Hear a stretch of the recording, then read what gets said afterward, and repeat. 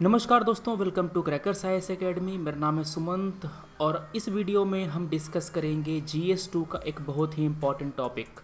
Governance का ये topic है, ये है मिनिमम गवर्नमेंट मैक्सिमम गवर्नेंस। ये GS2 का सिलेबस है। GS2 के सिलेबस में शुरू में आपको पॉलिटी दी गई है, यहाँ तक आपका जो पॉलिटी है वो है। यहाँ के बाद आपका जो गवर्नेंस है वो शुरू हो जाता है और पूरा यहाँ तक आता है। ये हो गया पॉलिटी, ये हो गया गवर्नेंस। इसके बाद जो अंतर्राष्ट्रीय संबंध है, IR है, वो यहाँ से शुरू होता है और अंतिम तक जाता है। हम जो पढ़ने वाले हैं मिनिमम गवर्नमेंट और मैक्सिमम गवर्नेंस, ये GS2 के लिए बहुत ही इंपॉर्टेंट टॉपिक है क्योंकि ये एक तरह से पॉलिसी है। इस पॉलिसी को आप इस्तेमाल कर सकते हैं गवर्नेंस की इफ़िशियंसी बढ़ाने के लिए। ई गवर्नेंस जो है वो इस पॉलिसी को इम्प्लीमेंट करने का एक टूल है, मतलब कि गवर्नमेंट को मिनिमाइज़ करने का, गवर्नेंस को मैक्सिमाइज़ करने का एक टूल है। तो यहाँ पर आपका जो ई गवर्नेंस है वहाँ पर भी ये टॉपिक काम आएगा और आपका जो ओवरऑल गवर्नेंस है, डेवलपमेंट प्रोसेस है, वहाँ पर भी ये टॉपिक काम आएगा। चलिए तो शुरू करते हैं चीज़ों को। सबसे पहले गवर्नमेंट होता क्या है। गवर्नमेंट एक इंस्टीट्यूशन है जो पॉलिसी को बनाता है, उसको इम्प्लीमेंट करता है। क्लियर बात। गवर्नमेंट एक इंस्टीट्यूशन है जो पॉलिसी को बनाता है, उसको इम्प्लीमेंट करता है। लेजिस्लेचर जो लॉज बनाती हैं, इनको भी इम्प्लीमेंट करने का काम गवर्नमेंट का ही होता है। और कोई भी रूल हो, कोई भी रेगुलेशन हो, इसे बनाने का काम और इम्प्लीमेंट करने का काम गवर्नमेंट का ही होता है। अब गवर्नमेंट में दो लोग आते हैं। एक आता है पॉलिटिकल लीडरशिप, मतलब कि हमारे नेताजी। दूसरा आता है ब्यूरोक्रेसी। ठीक है ना। तो यहाँ पर अगर हम कहते हैं कि मिनिमम गवर्नमेंट कर रहे हैं, मतलब हम लोग गवर्नमेंट को मिनिमाइज़ कर रहे हैं, इसका मतलब एक तो ये हो सकता है कि आप number of people involve in the government वो कम कर रहे हैं, मतलब सरकार में लोग कम होंगे। होता क्या था पहले जब गठबंधन की सरकार होती थी तो हर पार्टी के लोगों को मंत्री तो बनाना ही है, वरना सपोर्ट नहीं करेंगे वो गवर्नमेंट को। तो हर पार्टी का एक जो होता है ना कोटा, वो फिक्स होता था कि BJP से इतने मंत्री आएंगे, शिवसेना से इतने मंत्री आएंगे, अकाली दल से इतने मंत्री आएंगे, इस तरह से करके। तो वहाँ पर सरकार जो है ना उसका साइज़ बहुत ही बड़ा हो जाता था। अगर किया क्या, देखो ध्यान से, हम लोग करते क्या हैं कि मल्टी मोडल ट्रांसपोर्ट, अगर हमें इसे बनाना हो, पहले समझो ये होता क्या है। मल्टी मोडल ट्रांसपोर्ट का मतलब ये है कि अगर आपका सारा ट्रांसपोर्टेशन का मोड आपस में इंटरकनेक्ट कर दिया जाए तो उसको हम मल्टी मोडल ट्रांसपोर्ट कहते हैं। फॉर एग्जांपल, यहाँ पर एक रेलवे स्टेशन है। रेलवे स्टेशन को तुमने जोड़ दिया रोड से, तो ये जो रोड है ना वो तुम्हारे घर से स्टेशन तक जाती है। इस रेलवे स्टेशन को तुमने जोड़ दिया किसी कारखाने से, तो कारखाने से जो माल निकल रहा है वो रेल से ट्रांसपोर्ट हो जाएगा। ठीक है। ये जो रेलवे स्टेशन है इसको तुमने जोड़ दिया एक पोर्ट से, होता है ना शिप वाला पोर्ट, बंदरगाह, उससे तुमने जोड़ दिया, तो बंदरगाह से जो सामान उतर रहा है वो तुम्हारा स्टेशन पर आ जाएगा और वहाँ से अलग अलग गाँव में माल की ढुलाई हो जाएगी, रोड के ज़रिए चाहे रेल के ज़रिए। तो जो शिपिंग इंडस्ट्री है, रेलवे है और हमारा हाईवे है, अभी क्या है, अभी सबके लिए अलग अलग मंत्रालय है। रेलवे का अलग है, हाईवे का अलग है, शिपिंग का अलग होता था। अगर हमको मल्टी मॉडल ट्रांसपोर्ट बनाना होगा तो शिपिंग को भी हम एक ही मंत्री के अंतर्गत रखेंगे, रेलवे को भी हम एक ही मंत्री के अंतर्गत रखेंगे और हाईवे को भी हम एक ही मंत्री के अंतर्गत रखेंगे। और अगर आपका इनलैंड वाटरवे रहेगा तो इसको भी हम इसी मंत्री के अंतर्गत रखेंगे।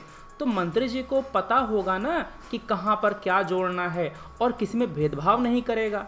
अगर सब अलग अलग मंत्रालय के अंतर्गत रहेगा तो सब मंत्री अपने अपने को बढ़ावा देना चाहेंगे कि नहीं, मेरा शिपिंग को ज़्यादा पैसा मिलना चाहिए, रेलवे को ज़्यादा पैसा मिलना चाहिए, रोड को ज़्यादा पैसा मिलना चाहिए।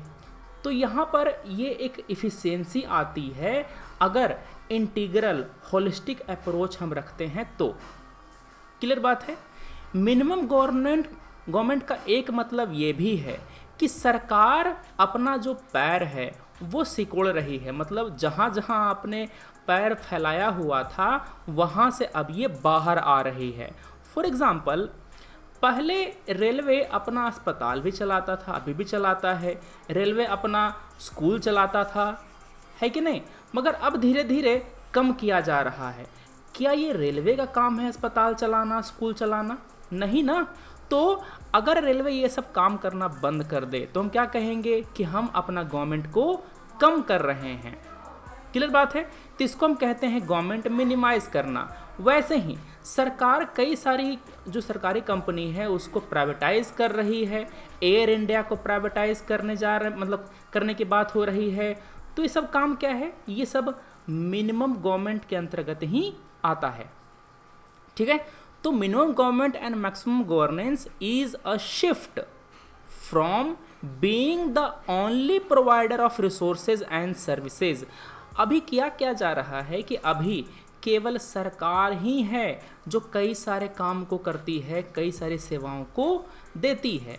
अगर उन सेवा को डाइवर्सिफाई किया जाए, डेमोक्रेटाइज कर दिया जाए, मतलब कि उस सेवा को कोई भी दे सकता है। फॉर एग्जांपल, अभी तक रेल चलाने का काम केवल भारत सरकार का ही था, केवल वही वो ट्रेन को ऑपरेट करती थी। बाद में जो प्राइवेट प्लेयर है इसको भी बुलाया गया और बोला गया कि अब तुम भी जो ट्रेन है वो चलाओ, है कि नहीं। तेजस वगैरह, तेजस जो ट्रेन है, कई सारे जो ट्रेन है ना, अब प्राइवेट पार्टी चलाती है, अपना मुनाफा कमाती है। तो सरकार धीरे धीरे जो प्राइवेट सेक्टर है उसको भी इन्वॉल्व कर रहा है सर्विसेज को प्रोवाइड करने में। अब जो प्राइवेट पार्टी है वो सेवा बढ़िया देगी, ठीक है, पैसा भी लेगी। तो एक जो बेनिफिट है वो एक तरह से गवर्नमेंट को तो मिलेगा ही मिलेगा कि उसका भार कम होगा, जनता को भी बेहतर सेवाएं मिलेंगी। समझ गए। गवर्नमेंट मशीनरी को कम करना, रिड्यूस करना, उसको स्ट्रीमलाइन करना, ये मिनिमम गवर्नमेंट मैक्सिमम गवर्नेंस कहलाता है। अब इसका फ़ायदा क्या है? सबसे बड़ा फ़ायदा है पब्लिक एक्सचेकर को, जो खजाना है ना, पब्लिक खजाना, उसको पैसे की बचत होती है। अगर कम लोग गवर्नमेंट में हैं तो कम सैलरी देना पड़ेगा, कम पेंशन देना पड़ेगा। दूसरी बात ये, जो करप्शन होता था वो कम हो जाएगा। क्यों सर? पहले ढेर सारे लोग होते थे तो ये कहता था कि हमने नहीं किया, वो कहता था कि हमने नहीं किया, हम जिम्मेदार नहीं थे। तो अब जो अकाउंटेबिलिटी है वो बढ़ जाएगी, जो रिस्पॉन्सिबिलिटी है वो पिन पॉइंट हो जाएगा। पिन पॉइंट होने का मतलब ये है कि कौन बंदा जिम्मेदार है वो हम पता लगा लेंगे और उस पर जो मतलब कि उसी को जिम्मेदार ठहराएंगे कि हाँ ये काम करने के लिए तुमको दिया गया था, तुमने अभी तक वो काम किया नहीं है। दूसरा है एफिशिएंसी। चूँकि अकाउंटेबिलिटी बढ़ रही है, रिस्पॉन्सिबिलिटी बढ़ रही है, तो जिन पर अकाउंटेबिलिटी है वो काम करेगा ही करेगा, और इस तरह से सरकार का जो एफिशिएंसी है वो बढ़ेगा। ठीक है। दूसरी बात, सरकार तो काम कर ही रही है, कई सारे जो NGOs हैं उनको भी इन्वॉल्व किया जा रहा है इस गवर्नेंस वाले काम में। फॉर एग्जांपल, अभी देख रहे हैं कि कोरोना वाले जो केस है ना, उस समय जहाँ जहाँ पर गवर्नमेंट नहीं है, मतलब जैसे कि नहीं सेवा दे रहा है, वहाँ पर खाना पीना पहुँचाने का काम, पढ़ाने का काम कई सारे NGOs कर रही हैं। दूसरी बात, जो सिटीज़न है वो इस पॉलिसी के केंद्र में रहता है, मतलब सिटीज़न पर ही सारा ध्यान रहता है।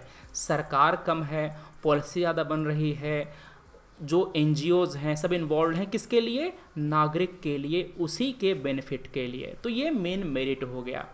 अब ध्यान से सुनना, अगर मैं कहूँ कि मिनिमम गवर्नमेंट के लिए क्या क्या कदम उठाया गया है, तो पहला काम तो ये किया गया है कि कई सारे जो नॉन इसेंशियल सेक्टर हैं वहाँ से गवर्नमेंट विथड्रॉ कर रही है, वहाँ से गवर्नमेंट हट रही है, प्राइवेट पार्टी को ज़्यादा रोल दे रही है। More role to private parties. For example disinvestment हो रहा है, कई सारी सरकारी कंपनी को प्राइवेटाइज किया जा रहा है, प्राइवेट सेक्टर को वो दे दिया जा रहा है। एफडीआई को हम लोग इनकरेज कर रहे हैं, और एफडीआई जो है ना, अब अधिकांश एफडीआई ऑटोमेटिक रूल से आती है, ऑटोमेटिक रूट से आती है। एफडीआई का दो रूट है, पहला है ऑटोमेटिक रूट, मतलब कि एफडीआई जो आ रहा है ना उसको गवर्नमेंट की तरफ से कोई अप्रूवल लेना नहीं है। दूसरा होता है government approval rule, government approval route, मतलब कि अगर एक लिमिट से ज़्यादा बड़ा एफडीआई आ रहा है तो गवर्नमेंट से अप्रूवल लेना पड़ेगा कि हाँ हम आपके यहाँ के निवेश करना चाहते हैं, हमको अप्रूवल दीजिए। दूसरी बात, अप्रूवल करने का काम काफ़ी आसान कर दिया गया है, क्लियरेंस आसान कर दिया गया है। अब टाइमली क्लियरेंस मिलता है, मतलब कि अगर जैसे कि मैंने कहा ना, यहाँ पर आपको ये कहा जाएगा कि आपके फॉर्म सबमिट करने के 10 दिन के भीतर अगर अप्रूवल नहीं मिला तो ये मान लिया जाएगा कि गवर्नमेंट ने अप्रूवल दे दिया है। समझ गए? ये उल्टा हो रहा है।